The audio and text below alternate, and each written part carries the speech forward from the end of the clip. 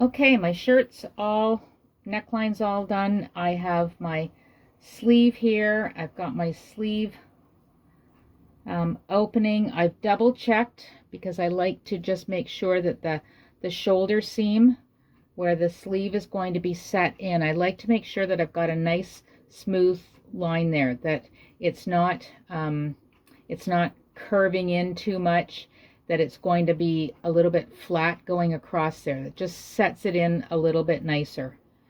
So I've found the right sleeve for this side. I've got a mark, not chalk mark here for where my shoulder seam is. So I'm going to put a pin there to start. I don't generally put a lot of pins. In fact, I really don't put any pins in when I'm doing a sleeve. But again, it's one of those areas that until you kind of get the hang of it, you're going to need to, use whatever tools and that helps you get it done properly and without a lot of ripping out.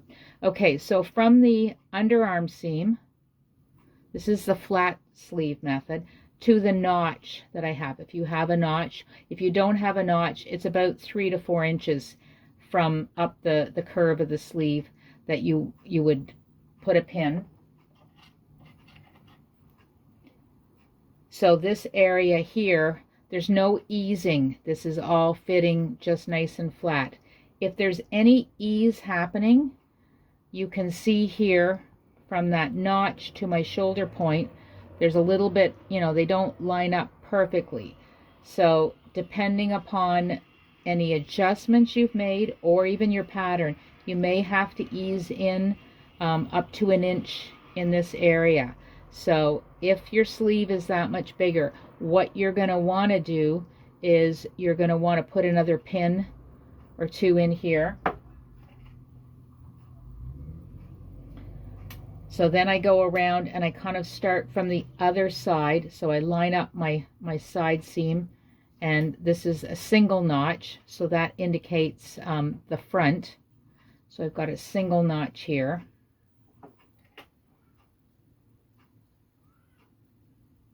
And I'm not going to worry about putting a pin at the edge there. These line up nicely, and then this area here is lining up pretty good too. Now, if I have a lot more fullness in my sleeve, I usually want to have the area, whether it's the sleeve or the actual t-shirt part, I want the part that I'm easing in. So the part that's the longest should go on the bottom. Now, because this pattern does not have a lot of ease, I could actually do it either way. I am going to turn it, and I am going to put it and sew it. I've got the pins in the one direction, but that's not going to matter. I've pinned them along parallel to the edge of my seam, or my raw edge, so they'll line up okay. So I've got a 1/4 inch seam allowance here. I've got a stretch stitch happening. I'm going to start again about a 1/4 inch in and do a couple of stitches, making sure that I have it lined up properly. Back stitch, and then same as I did with the banding earlier, I'm just taking and making sure that the 2 edges are lining up. My pin just came out, so I'm just going to remove it. So just make sure that your edges are lining. You come to the first notch, everything's nice and smooth. You may have to pull the upper layer a little to ease, to fit that bottom layer in.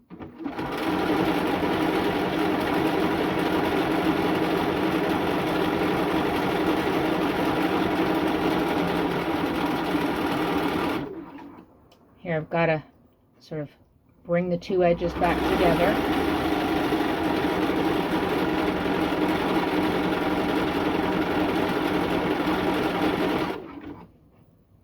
So the serger you would do this the exact same way with the serger. The only difference is the serger is a little bit faster, and you you would be kind of clean finishing that edge a little more. This stretch stitch is actually doing a pretty good job of clean finishing this edge. I'm just gonna make sure that everything is still lined up. It doesn't hurt to flip your fabric over. Make sure that everything is not caught underneath. As you're sewing, stop every once in a while. Take a look at where you've gone. If you see you've caught something, maybe you want to stop now. You want to pick that back out and reset it. Maybe you'll just carry on and go back in and fix that little area. So I've got another pin falling out here. So you can see if your sleeve is very close to the size of your armhole, you don't need a lot of pins. You just need to sort of take your time. It's kind of like when you're putting the banding in. If you quarter it, you kind of ease the fullness over the entire cap of the sleeve and not just in one general area.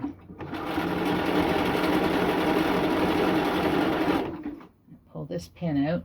Luckily I had the heads of the pins right here so I could grab them.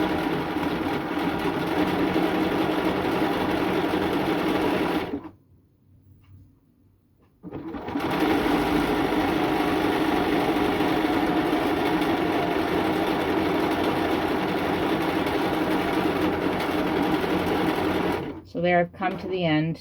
You can do a couple of reverse stitches if you need to. So there's my sleeve all set in. Now I would, because I don't want those notches there, I'll take and just trim those notches out on that side. Make sure that everything's lined up. Trim the notch, extra fabric here. So then when I flip this to the right side, you can see my sleeve is set in nicely. This fabric actually is camouflaging any puckers or anything, but there isn't any puckers in this. Now, before I go ahead and sew my underarm, I would take this to the iron and just give this seam, just lay it on the ironing board like so, not open anything up. Give it a press, just to kind of relax the threads and the sleeve and the armhole back together so that they're not kind of pulled out of shape. So once you've got both sleeves in, now you're going to take and you're going to sew this underarm seam. So by sewing the underarm seam, you're getting your fabric lined up with the hem. So this is one big long seam sewn all in one go. So you're going to sew all the way up the side of the shirt and all the way up the side of the sleeve. Okay, so this is one whole go. It doesn't really matter where you start, but I would recommend if you start at the bottom for one side, you start at the bottom for the other when you flip it over. And these sides should line up. They should match perfectly because you should have the same length in your side seam. If you've done a full bust adjustment, then your front may be a little bit longer than your back, so you're going to actually, in the bust area, you're going to have to ease, so your front of your shirt might be a little bit longer, so you're going to have to ease that in from through the bust area. So take a moment, lay your shirt out and kind of identify where the area is from under the arm, so that's where these seams meet, to about 5 to 6 inches down the side of your shirt. So pin the bottom nice and flat, 1 to 1, no easing up to wherever you've determined. If you've got a mark here, so you pin this nice and flat. If you have to ease some of it in, you're going to have to ease in from this point up to your armhole, and your armholes will match. Okay, you're just sort of taking a little extra fabric that's in the front and stretching it to fit in the back. and that will probably be, I would say, about 1 to 1.5 inches is the most you're going to do. Anything bigger than that, and you really should be putting a bust dart in your shirt.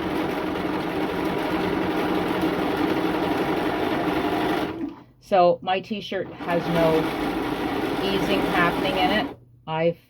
When I did my pattern alterations, I got rid of any easing that would be needed in the sides and sort of manipulated it around to the front, in the front seam. So it's kind of hidden within the pattern.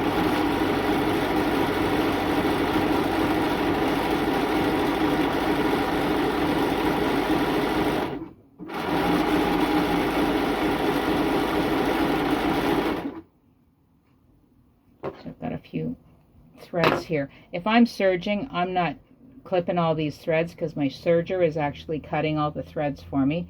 It's just I don't want all these threads all over the place.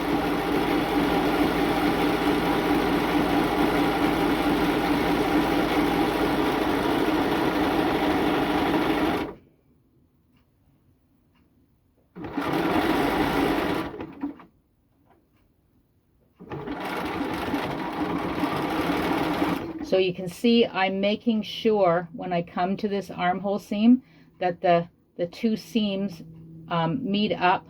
I generally push one seam in one direction and pull one to the front so that there isn't a lot of bulk on one side or the other. It's actually a little smoother for the needle and the feed dogs to go through. So once I get down the sleeve here that I can kind of see what's going on, I line everything back up again, kind of grab my fabric.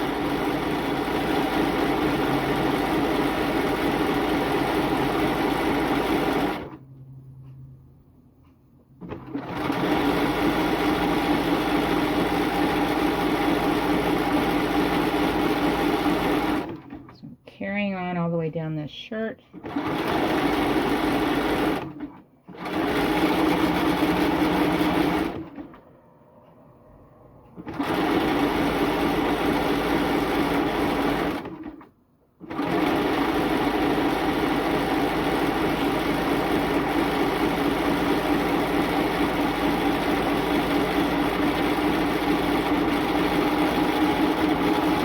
Almost at the top. And you might not want to go too fast, because sometimes when you go really fast, you end up, the thread starts getting a little warm going up and down here, and oh, you run out of bobbin thread. So I'm going to have to stop and rewind my bobbin, which is actually a good thing, because one thing I did forget to do is before I sewed this seam. So what I would have done is gone to my iron and pressed the sleeve nice and neatly. Usually I press it towards the sleeve. It's really just a personal thing, but I also take the time at that point to press up my cuff. I don't sew it, but I'm going to press it up at this point so that it's already pressed in place. So I press my cuffs, and I would probably take the time as well, if I'm not going to try this on, if I know that the length is going to be okay, I would take the time and I would press up my sides, or my hem, so that I have all of that done while it's flat, instead of trying to do it all when it's all sewn up. So I'm going to go ahead, actually, I'm going to go to my iron, I'm going to press these sleeves up, I'm going to refill my bobbin here, put my other sleeve in and my other side seam, and then I'm going to show you how to, we're going to do a twin needle hem on this, so I'm going to show you how to do that. Okay, so I've set up my sewing machine for twin needle. So I've got a twin needle in here, and I am following the instructions on another video that I've seen. Whenever you're threading a twin needle, you want to make sure I'm just going to lift this up so you can see. You want to make sure that in the thread guide at the top here where the tension is, that you put one of the threads on one side of that disc and the other thread on the other side. Sometimes you can't see that on your machine, but if you can, make sure that you thread each of those twin needles through either side. Then you can continue and thread all along here till you get to the needles. And when you get to the needles, thread one needle. I have a little thread pin right here that brings the thread straight down my needle. So in one of them, I've put it behind that little finger. For the other one, I've only put it in this upper one. I've let it sort of go. It's now coming in on an angle. So if there's any twisting that's going to happen with my threads, hopefully this will eliminate it. Now I've taken and done one side, as you can see, with this twin needle. Now this is a 4mm width, so it's a little wider than I usually do. And if you look here, there's a bit of a tunneling happening. So on the reverse, I've got that zigzag stitch. I'm going to try something a little different for the other sleeve. When I do this other sleeve, I'm actually going to put a piece of, I've just got a piece of tissue paper. You can use any kind of paper, and I'm going to run that on the bottom. So that's going to go between my fabric and the feed dogs. Now you also will notice here, you can probably see I've got a bit different foot on here. I've put my walking foot or even feed foot. So it's a little bit bigger foot. It has, it feeds from both the top and the bottom. So it's like there's two sets of feed dogs working their way through. So I like this lots of times on a stretchy fabric. It just helps get the fabric through without it pulling and rippling. So if you have a walking foot and you're having trouble with your fabric stretching and rippling, by all means try the walking foot. So I've pressed this seam up. Now the other thing I want to show you, which makes it easier when you're doing a small area like a sleeve here, I've turned my sleeve, as you can see, inside out. So now I can put it with the right side up. Whenever you're using a twin needle, you always have to make sure you've got a straight stitch, so no zigzag, and you've got your right side of your fabric sitting up. Now I have been doing this at the 1/2 inch mark, so it's going to be a little tricky here. I really should, before I even put that paper down, kind of see how much of my fabric is sort of sticking beyond my foot here, so that once I've got this paper in and I can't see those lines that guide me anymore, I can remember where that's going to be. So like I say, I haven't stabilized this.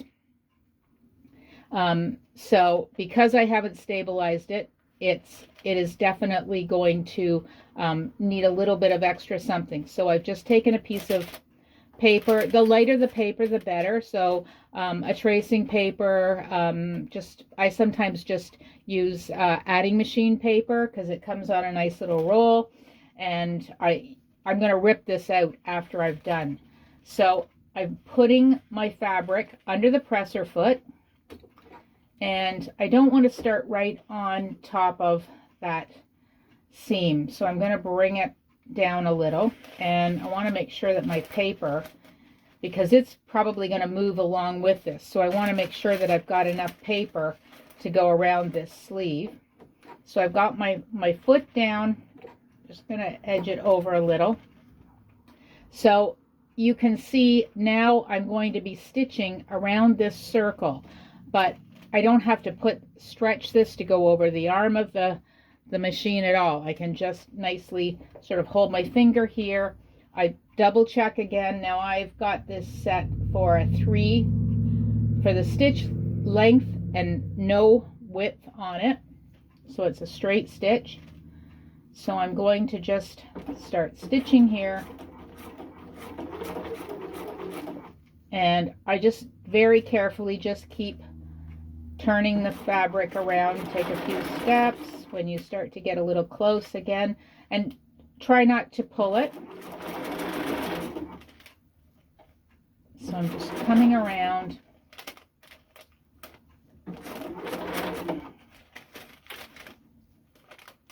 And you want to just keep pulling. If you find that your paper's starting to get in the way, you can actually pull it out of the way if you need to. I think mine's going to be okay here for a few minutes.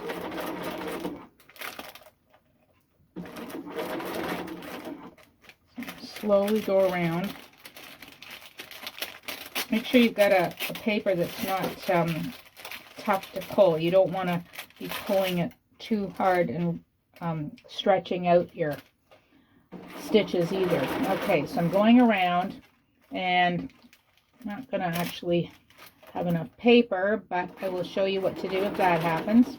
So I'm almost at the end, and I'm almost out of paper, so I'm just going to tear this piece here, slide it underneath again, just so I've got a little extra length, and just kind of keep your circle going around till you come back to where you began. Slowly. And make sure your seam allowance is all pressed to the one side. So I'm just pulling these threads out of the way here. Everything kind of came to the back. So I don't back stitch when I use a twin needle. I just like to try to go over top for a few stitches of where I started. So I'm just going to take a few stitches here, bring it up, take it out,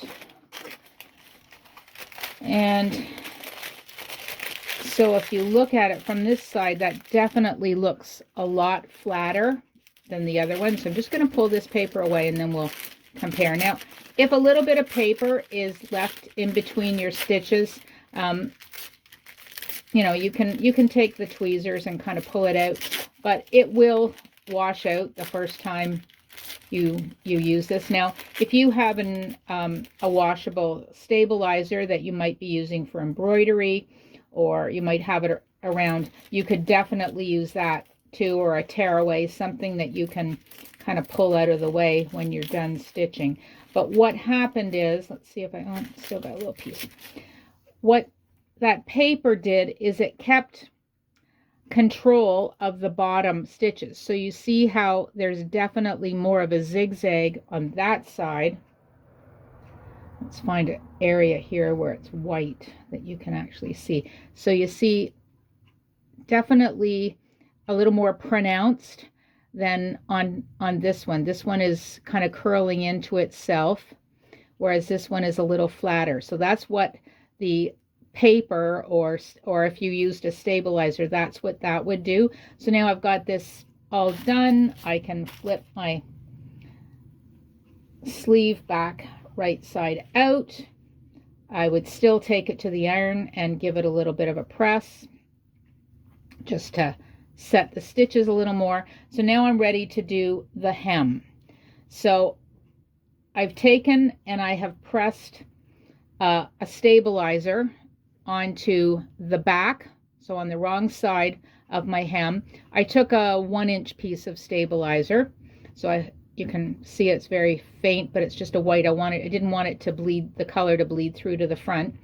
So I've pressed at about the halfway mark. So when I've pressed up, you can see I've got a 1/2 inch fold, and my stabilizer is actually on both layers. Now again, I'm going to be doing this from the right side. I'm going to be using my walking foot, but I don't need any paper this time. This should work out okay. Now, I'm going to have to kind of have a good look at where this needs to be. And actually, a smart thing to do would be to take just a sample piece here and kind of find a line that I'm following and do a couple of stitches just to make sure, because I want to make sure my stitches are going to both be on the fabric on the back. And I think I have found the mark that I want to use. If you can't see it, then you may want to put like a little piece of painter's tape or something along the line there so that you can actually follow it. So again, I don't want to start right on that bump. I just find with a walking foot or any kind of a foot there, it does tend to stick on the bump, and the stitches I might have to now give it a tug to get over that seam. So I'd rather come at the seam from head on rather than starting on it. So all set to sew here. And I don't have any pins in. I've given this a really good press, so everything is staying where I want it to.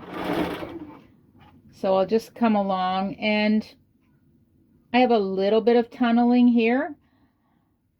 And if that really bothered you, you could take and put paper underneath here, but it's not, I'm going to be able to press that flatter, so that will be okay. I do have 2 layers of stabilizer, so it should keep it fairly flat as I'm going along. So I'm going to go all the way around here, keeping my eye on my line here, making sure that my folded edge of my hem is staying right where I want it to. I'm not looking actually at the stitches. I always like to keep my eye a little bit ahead. So I'm coming up to a seam. So I usually slow down just to be sure that I'm going to get over it without any hiccups or anything getting stuck. So my hand is gently pushing the top layer kind of towards the back, and this left or right hand is just sort of holding the hem in my hand and letting it guide through.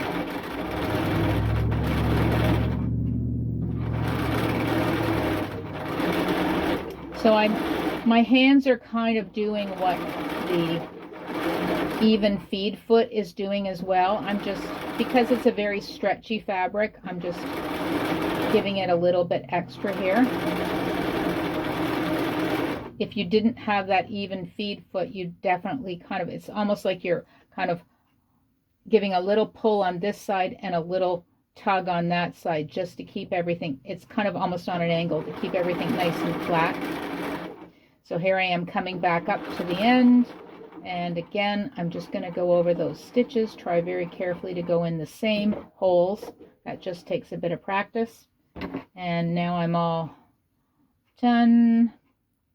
I have not used my cutter on my machine for this. I probably should have, but just cut everything by hand. So let's find an area. This is actually, this fabric is great because it's got a lot of pattern in it, so it's really difficult to see the lines. So if you've made a little bit of a mistake, it's okay. Now I do have a bit of tunneling, and part of that reason is if you look on the back, I've come very close to the edge of the fabric, and I didn't have a very wide hem here for my seam allowance to turn it up, so I didn't want to go too far down. I really kind of wanted to just kind of hit that end, so it will produce just a little bit of a ridge, but like I say, I'll take this to the yarning board and give it a press and it'll be fine. Okay, so here is the finished t-shirt. Hem all done. I've given it a little bit of a press, so it's all ready to go. Flip her around, you can see the back here. This is my mannequin, so it's got a nice loose fit to it. I've raised the shoulders up. You can see how this comes up a little bit higher in the back, and yeah, I think it's looking pretty good, ready to wear.